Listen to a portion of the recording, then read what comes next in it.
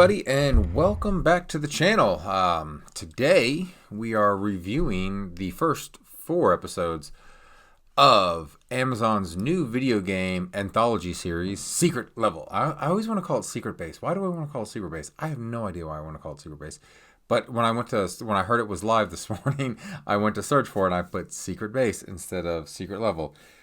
I don't know, but Secret Level, Amazon's anthology series, Secret Level.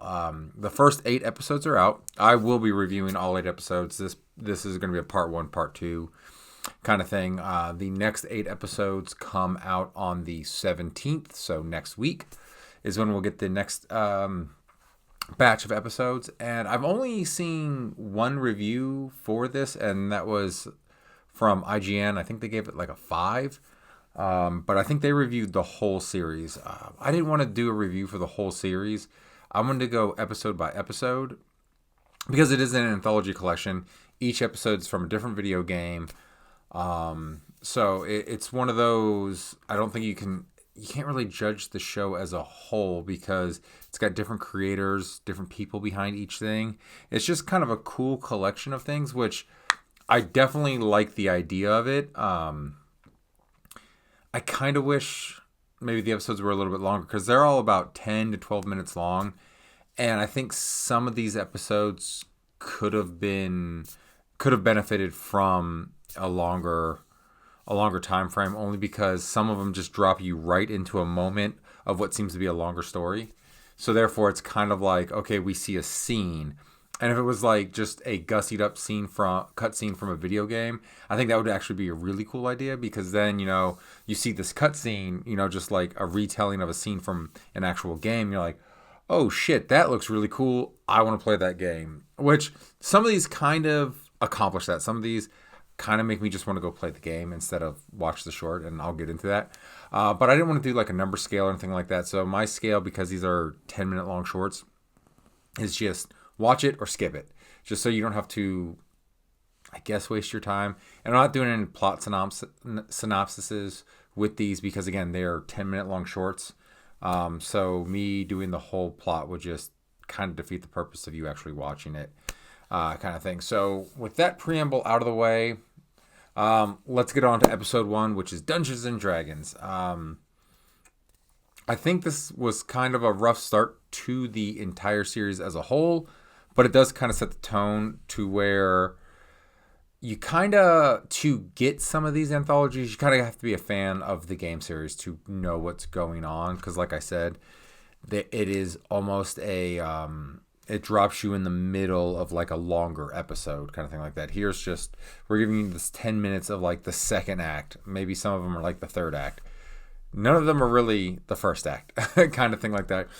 So with that, it does kind of, if you're a fan of D&D, you probably know more what's going on, like who these characters are, unless they're just completely made up characters, because that's kind of what you do in Dungeons & Dragons, which I feel this is more based on someone's idea of what their D&D role-playing adventure would be, more so than any particular video game that's come out for Dungeons & Dragons.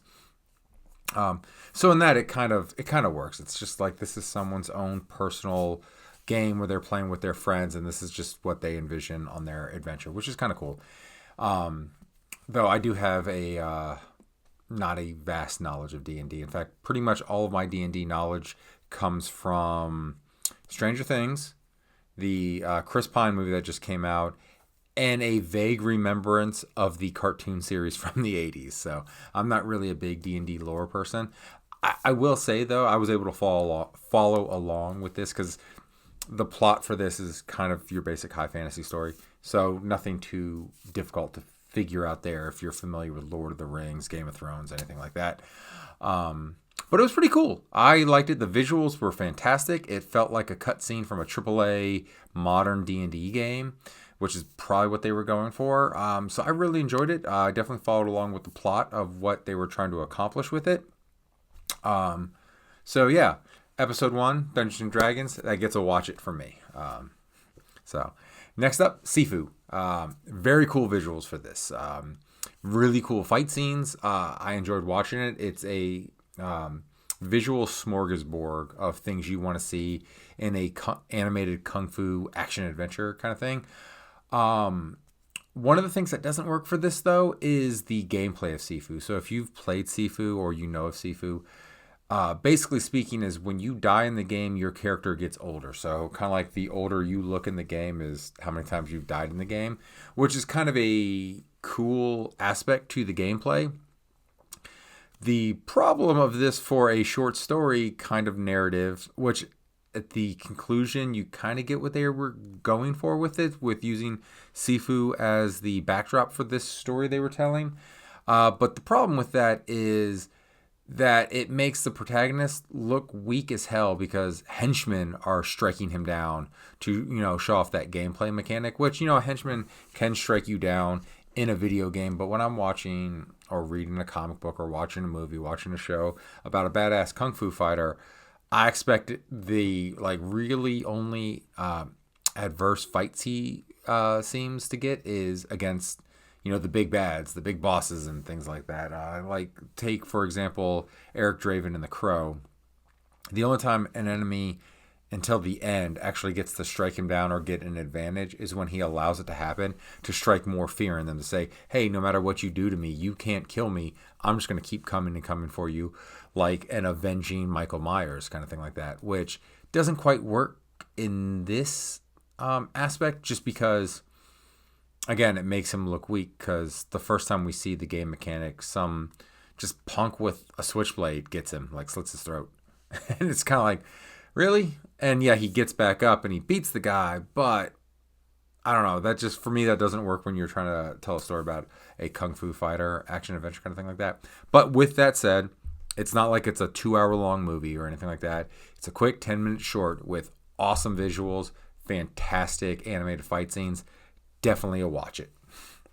And then next up, episode 3 is New World. I had to look this game up.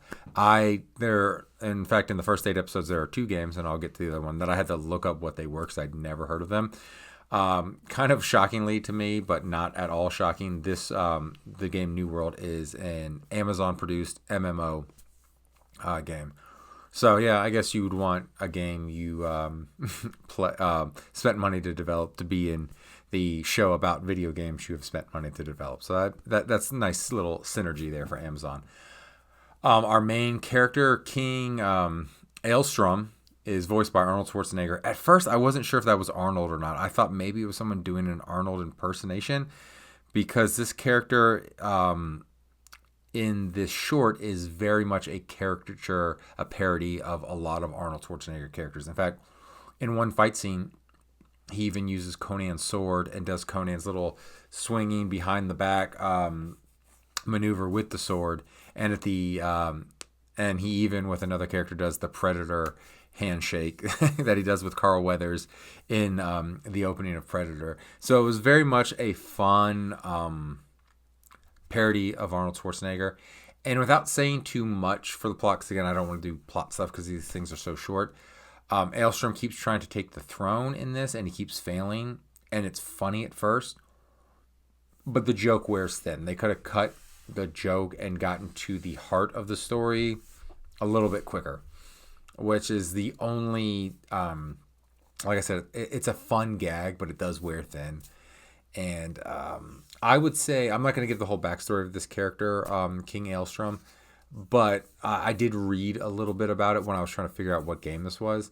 And apparently it's kind of, if you've played the game and you meet this character at the very beginning of the game and he kind of goes through the tutorials with you, and he's kind of got a backstory that he hints at to shape who he is as a character, but he doesn't really tell you, and the game doesn't really tell you. So this does serve as a very cool backstory for that character, just reading about the character. So I'm sure fans of this game will get more out of this short than the rest of us who have never heard of New World.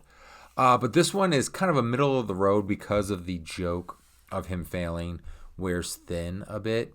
You're just kind of like, okay, get on with, I got the joke, get on with it, kind of thing like that.